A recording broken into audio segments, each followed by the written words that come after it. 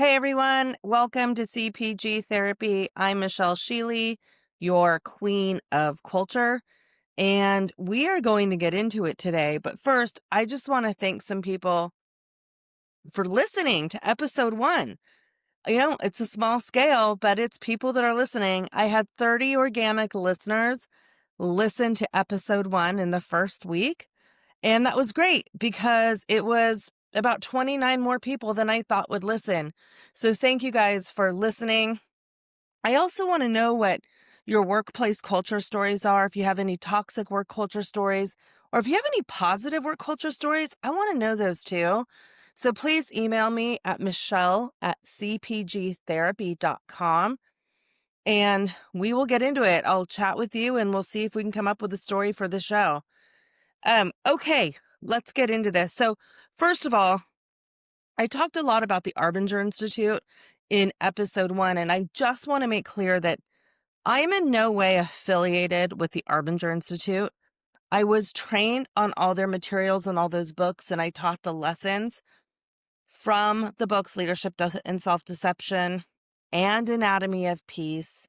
And I taught those in the Wilderness program, and I had extensive training on them. But I am not affiliated with Arbinger. I just have a very high regard for the work that they do. And I've seen it be very transformational in business setting and in personal settings too. So I just wanted to make that clear. I'm not affiliated. Okay, so today we are going to talk about self-deception, you guys. It is when we lie to ourselves. In a nutshell, we tell ourselves stories and we tell them that they're true. And we usually say these things about other people because we are looking at those other people as vehicles or obstacles or people that are getting in our way for some reason. And we lie to ourselves because we need to feel justified. It's kind of like a survival instinct. And we do this all the time. I know you do it, and I've done it too.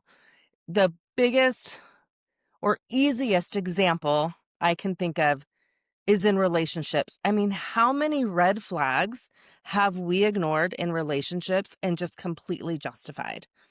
Or in work, how many times have we justified somebody's behavior as okay, or, they were just kidding, or they were just joking around, or, does he really feel that way, about me or about my work? And we just kind of justify it and we make it okay because it is what we need to do to survive. That justification makes us feel right. It makes us feel just, and it solidifies the position that we're in and how we feel about others. A very clear example, too, is I'm not going to get into politics, but in the political climate that we're living in today, it's very polarizing. And liberals and conservatives consistently put each other down and lie about each other all the time. And it is just a very extreme example, but a very clear example of how self-deception can get in our way of seeing other people as people. I think one of the funniest examples, though, is if you go to the Costco parking lot or into Costco on a Saturday, and that frustration that you feel when you're behind somebody who's really slow in line, or you're waiting for a parking spot and, somebody's right in the middle of the road and you can't get around them. And the person whose spot they're waiting for is loading groceries in the car really slowly. All those frustrations that we feel about people and all those kind of name calling that we start, to go off in our head. That's a way of us being in the box with other people. And, we're sitting there kind of just justifying like, oh, this guy's a total idiot, just doesn't think about anybody, doesn't think about others. It's all about him or it's all about her.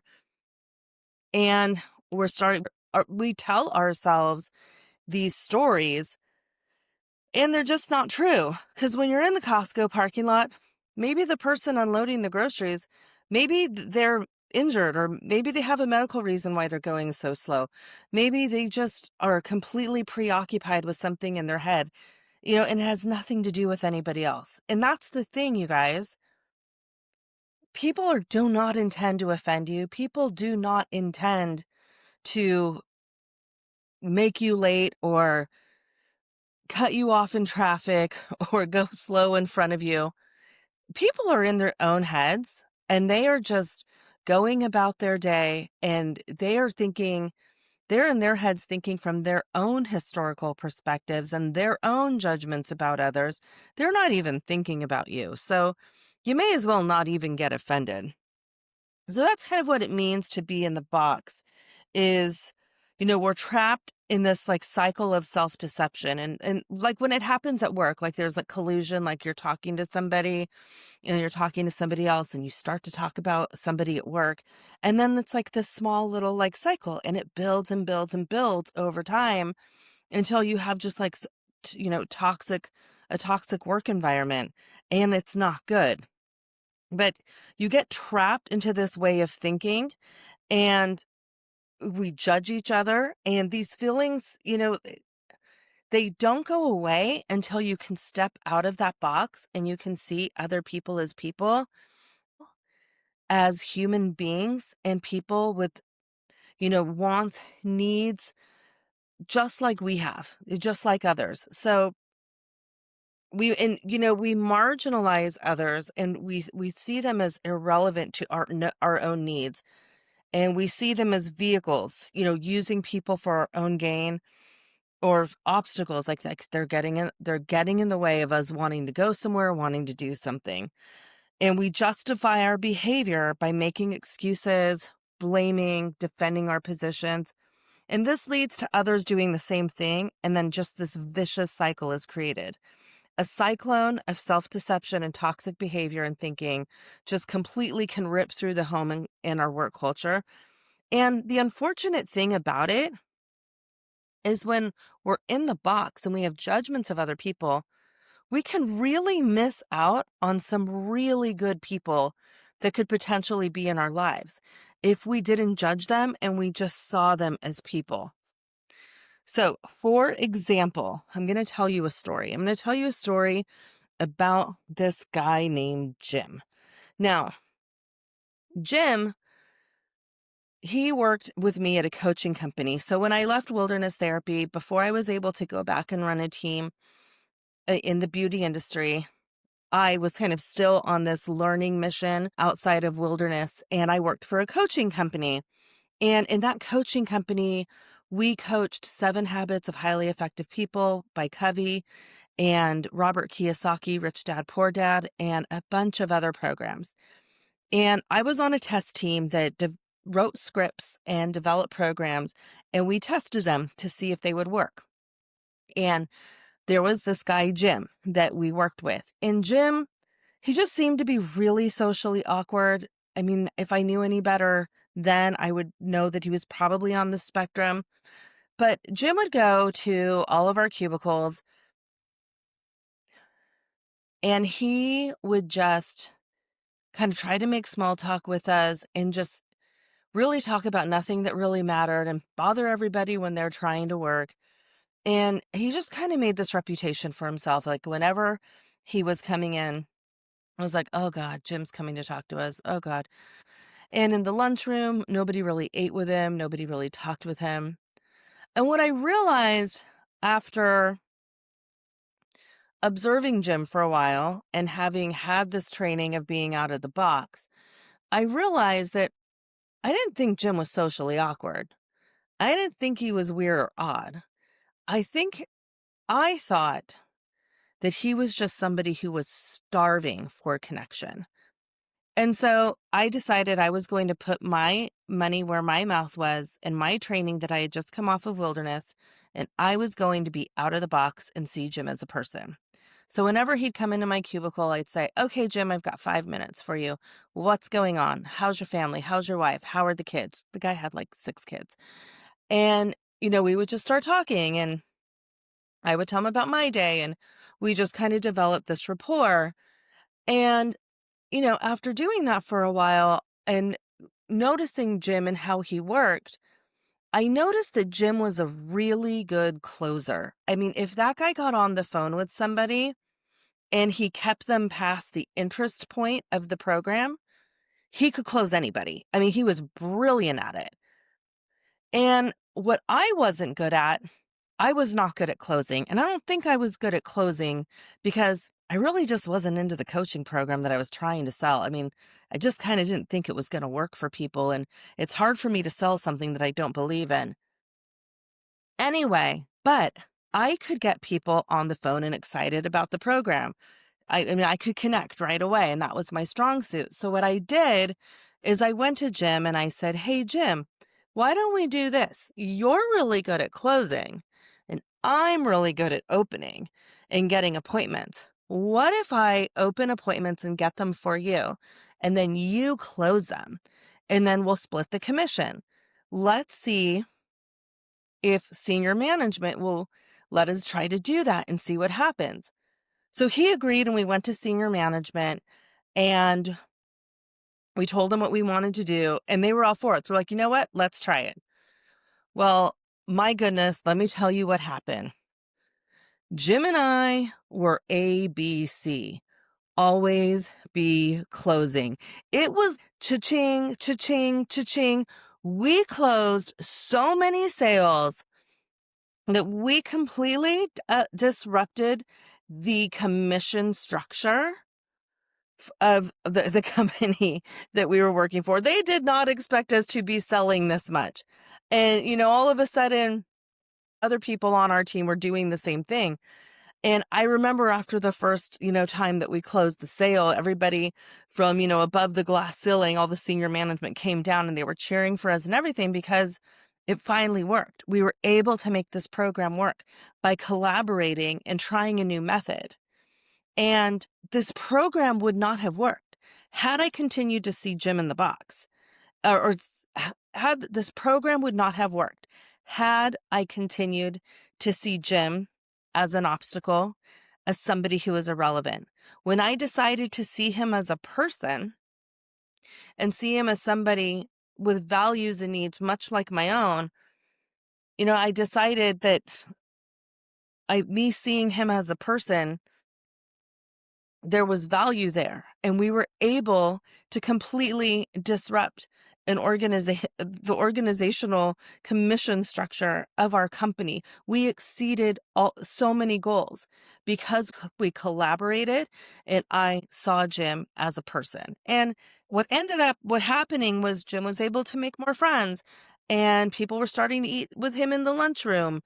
And people asked me, "Why did you start talking to Jim?" And I said, Jim's a really great guy. He's a really nice person. And he wasn't socially awkward. He was just somebody who waiting for somebody to see his value. So that is, in a nutshell, what self-deception is all about and what being in the box is all about.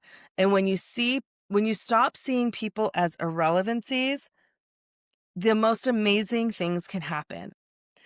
When you start seeing people as people and you see their value, like, sky is the limit for what could happen for the goals that can be exceeded. And that's just one area that I've seen this work, and I've seen it work in many areas of my life too. But, we protect ourselves when we're in the box. I mean, it's judgment, right? And you need that judgment because it's a survival instinct. And it takes a lot of practice to start seeing people as people and people who just have value and us not getting offended by them or triggered or whatever it is, right? Those feelings are invoked in our being when somebody does something to, offend us and we get in the box. But it really has nothing to do with us. And I'm just going to tell you, it takes practice. It takes time. You can't eat the elephant all at once. I urge you to pick one person or one situation and start to work on this. And you'll start to see things change and the narrative will change. And I promise you, you'll be happier and you'll start having like these micro moments of change where things will start to turn around and you'll start to have a lot of positive interactions. And like I said, you'll be much happier that you did. So the other thing that is really important when it comes to self-deception is when you have a sense to do something, you need to do it. And what I mean by that is when you have that internal gut instinct, that is, if you believe in God, a lot of people times people say that's God within you. You've got to listen to that. That is, the universe talking to you. Whatever it is that you believe is your higher power, that is like innately in you in that gut instinct. Because when you have that feeling like maybe I should call my mom or maybe I should call my dad or I should call my coworker and see if they need help with this area, and then you start going, "Oh, well, they're probably busy," or I'm really busy, I gotta do this." Like, we start to justify, right? Being in the box again, we start to justify making our own needs and desires and wants more superior than the others. But when you have that sense to do something, you honor it. And there was a CIA agent on the Oprah Winfrey Show years ago, and he was saying that the human beings are the only species that don't honor their survival instinct. Like, they get that, like, gut feeling, and they justify going against it. And animals in the wild don't do this, because if animals in the wild would sit there and be like, "You know what? I'm really hungry. I'm just gonna continue to eat the grass. I know that lion's on, running towards me." They would be dead. And so honor that instinct. When you have when you have a sense to do something, do it. And it brings me to, let me just give you a picture. Like, it brings me to what I call micro moments.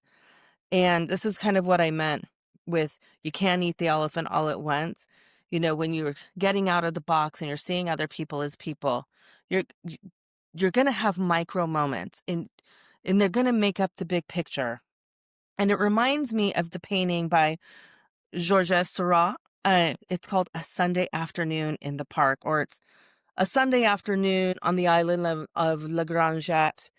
And it's a beautiful painting, and many of you know it, what I'm talking about. It's the painting that's painted in these tiny little microdots in different colored paint. And the big picture is all these people just enjoying the park. And I think, but this painting, Sunday Afternoon in the Park, is made up of these tiny painted microdots, and it makes up the big picture. And how that pertains, to getting ourselves out of the box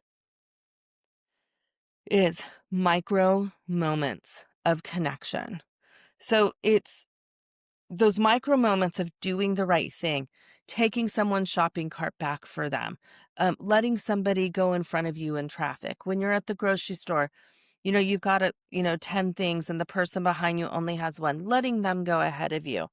It's these tiny little things that make up micro moments over time that start to completely turn your world around. And it even starts to make you feel happier. Like, you get these little hits of dopamine because you're doing the right thing. And people, instead of looking at you with contempt, people are looking at you with like so much gratitude, like, "Oh, thank you so much." And that feeling of gratitude and thanks, and that, you're building this culture of appreciation within your life, that's completely contagious. And, just to kind of play on that, to kind of give you an example of like these micro moments. So I was on a plane uh, a while ago, and I remember it was a very full flight and there was no more overhead space. And they said, "Okay, the rest of you guys, you need to check your bags in." And there was this girl waiting in line to get to the front of the plane to check her bag in. And she was completely crying, like bawling. And everybody was just looking at her like, what is wrong with her? And nobody's doing anything. Nobody's asking her if she's okay. And she finally comes up to around where my seat was. And I looked at her and I said, "Are you okay? Is there anything that I can do for you to help you right now?" I said, "What's going on?" And she said, "If I check my bag, I don't think I'm going to be able to make my connecting flight. And then I'm not going to be able to see my family. And I have not seen my family in a really long time." And in that moment, I thought to myself, I'm here with my family. What would it be like to not have seen your family and possibly think that you're going to miss your connection and not be able to see your family? And I felt so much empathy for her, and I said, "Well, you know what? I'll check my bag. You take my space in the upper bin, I'll check my bag." And, it's not a big deal, and she just looked dumbfounded. She just looked at me like, "Really?" And I said, "Yeah, absolutely." I go, "I have to wait for my parents' bags anyway, so it's not a big deal. If that'll help you, I wanna help you." And so I took her bag, I put it up where mine was, I went to the front, I checked my bag, and everybody around me was just like, "Oh my god, that was so nice of you." This one lady bought me a drink. The girl immediately stopped crying and got this huge smile on her face and was just so thankful. And I thought to myself, it's not about being nice. Isn't it just about being human? Aren't we supposed to be doing things like this? Just having micro moments of humanity? I mean, is this something new? Kind of like washing hands in COVID? Like, it was such a new concept to people. I didn't understand. Aren't we? I was always washing my hands, but in COVID, a lot of people, it was like a new thing to them. Where I'm always trying to see people as people and kind of do small things to lend to the kindness of humanity. But there's just so many people who don't. But I promise you, your world will change. Your life will change, work will change. If you do this at work, these micro moments can completely turn around your culture because just like in the painting, culture is built by micro moments. It's not just a big picture, right? It's not a mission. Culture is not a mission statement on the wall. It's not. It's not walking snacks up and down, where everybody's working and handing out, Cheez-Its and Rice Krispie treats or, whatever snacks you have. It's not about that. It's not about getting a pool table for people to take a break. That's all nice and well and good. But that doesn't do anything except give people insulin spikes, when having bad snacks. So culture is built in the small moments over time that make up the big picture to where your culture can be like a Sunday afternoon in the park. So I'm Michelle Sheely. This is CPG Therapy. That's all I have for today. I hope you enjoyed the content of this. If you have questions, please write me. I'm looking for people to be on the show. I have different topics. I'm looking for somebody to come in and discuss, their experience with imposter syndrome. That's one of the topics. I've got some great guests lined up, people who I'm really excited about, some great industry people, and really excited for you guys to listen.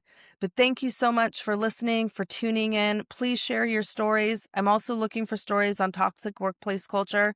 If you have a story about a toxic workplace and you want help kind of unpacking it, please write to me, Michelle at CPG Therapy. Thank you for tuning in. Thank you for listening. Let's change the world of CPG and the cultural dynamics, one micro moment of humanity at a time. Thank you guys. Have a great week.